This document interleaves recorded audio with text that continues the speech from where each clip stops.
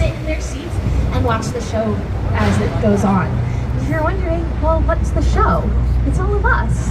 So congratulations everyone on making your Riverwalk debut. One step closer to that EGOT.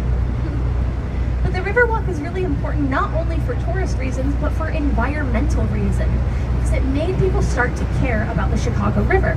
And one of the ways that they started to care more was about the fish species here. Because at its peak pollutedness, only about a handful of fish could actually live in the Chicago River.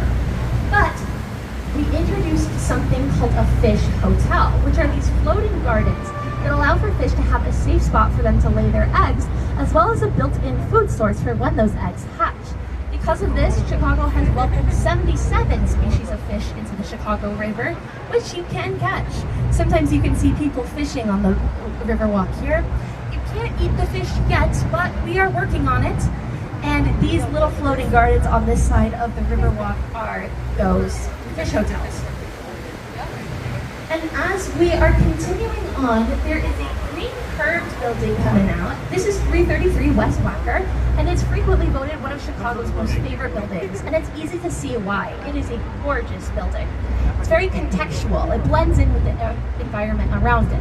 It's clad in two shades of green glass, which are dimpled in the corner to create a rippling effect across the building, kind of like the Chicago River. It is also curvy because this is where the river curves.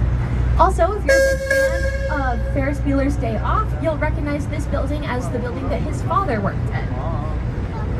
But it curves because we have entered the confluence, which is where the main branch of the river meets the north and the south, creating a shape of a Y.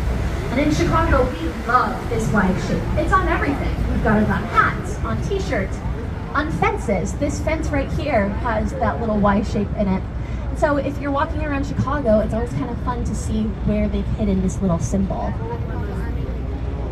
This was the original area for the first town part of Chicago, not like a military settlement. It boasts the first church and the first tavern. We've always been a very holy people. As we are turning around, I'm going to talk about a building that has a green roof in the middle and two little green roofs on either sides. This is the Merchandise Mart, also known as the Mart today. And when it was originally built, it was supposed to be a consolidation of 13 different retail warehouses and showrooms. But it opened at a very bad time. It opened right in the middle of the Great Depression. And so eventually it got to the point where the owners of the building couldn't afford to keep it anymore. It had all of these back taxes on it.